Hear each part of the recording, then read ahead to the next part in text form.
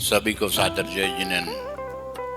अभी बात चली कि शायद हसमुख जी ने कहा था कि अंचलों को डेवलप करना चाहिए।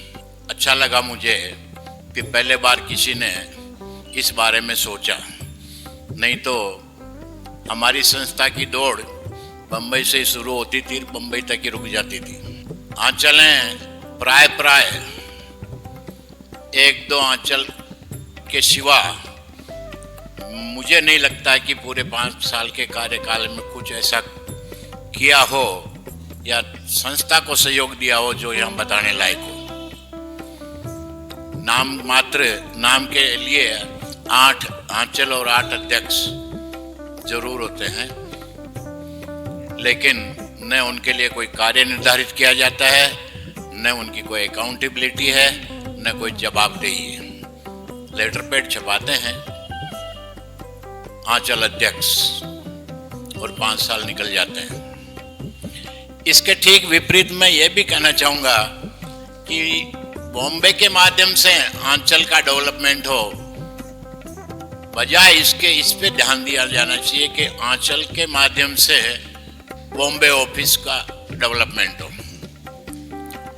अगर आंचल के अध्यक्ष ईमानदारी से काम करते हैं, कुछ परिणाम देते हैं, तो मैं मानता हूं कि तीर्थ क्षेत्र कमेटी बॉम्बे ऑफिस के लिए ही होता है वो, और उसको आगे आने में शायद बहुत मदद मिल सकती है।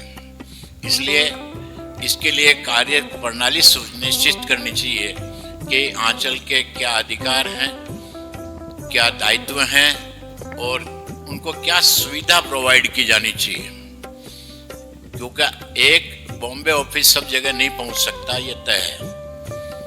और अंचल अध्यक्षों को भी आपका कार्य क्षेत्र बढ़ाना चाहिए। जिला स्तर पे छोटा बड़ा किसी न किसी प्रतिनिधि को नियुक्त करना चाहिए, ताकि आप उस जिले की कोई भी अच्छी बुरी खबर है तीर्थ क्षेत्र कमेटी के पास पहुंच सके और उसका जो भी समाधान है किया जा सके। सीमित दायरे में जो तीर्थ क्षेत्र कमेटी से जुड़े हुए कुछ लोग हैं, वहां तक ही जानकारी पहुंच पाती है।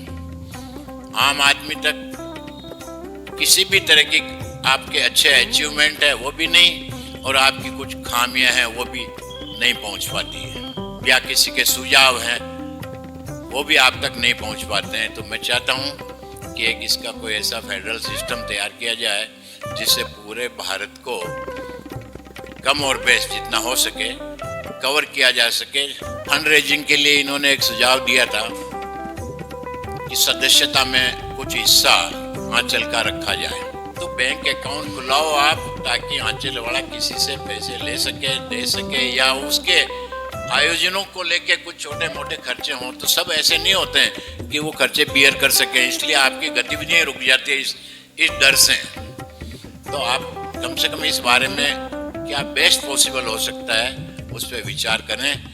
सभी आंचलों को इस बारे में, फंड के बारे में सुनिश्चित करें कि भाई अगर आयोजन करते हैं जनहित में, समाज हित में या संस्था हित में, तो उसके लिए आप लोग कंट्रीब्यूट करेंगे, ताकि इस पे आयोजन करने से कोई डरे नहीं। दूसरी बात है फंडिंग को लेके संस्था के लिए बहुत पहले एक चर्चा में आया था कि जहाँ भी पंच कल्याणक या चतुर्मास कलश स्थापना, आजकल तो फैशन चल गया है, चतुर्मास और पंच कल्याणक बहुत होने लग गए हैं, और अनाप शनाप करोड़ों रुपए वहाँ खर्च भी हो रहे हैं। उसकी कोई धार्मिक उपयोगिता तो मैं थोड़ी बहुत मान सकता हूँ, बाकी अन्य कोई उपयोगिता नहीं है। तो इस बहती गंगा में एक कलश अपना भी स्थापित हो और अपने भी एक डुबकी लगाएं, तो मेरे ख्याल से साल में तो जितना टोटल कलेक्शन आज तीर्थ क्षेत्र कमेटी भारतवर्ष से कर रही है ना, उतना खाली कलश माध्यम से किया जा सकता है,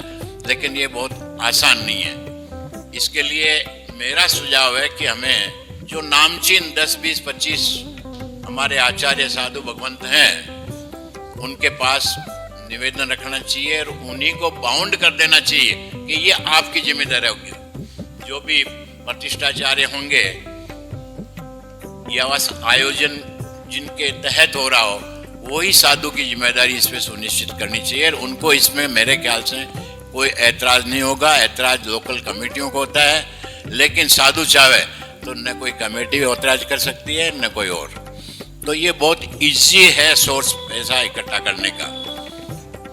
आप सभी का, स्पेशली जो आज नए पदाधिकारी जितने नियुक्त हुए हैं, उन सबको 5 साल के लिए एडवांस में ढेर सारी शुभकामनाएं, इस अपेक्षा के साथ कि समाज और संस्था आपसे जो अपेक्षा करती है वो आप पूरी करेंगे और अपना धर्म निर्वाह करेंगे। खाली लेटर पैड और अध्यक्ष कहलाने के से हटके थोड़ा इसमें अपना सहयोग करेंगे।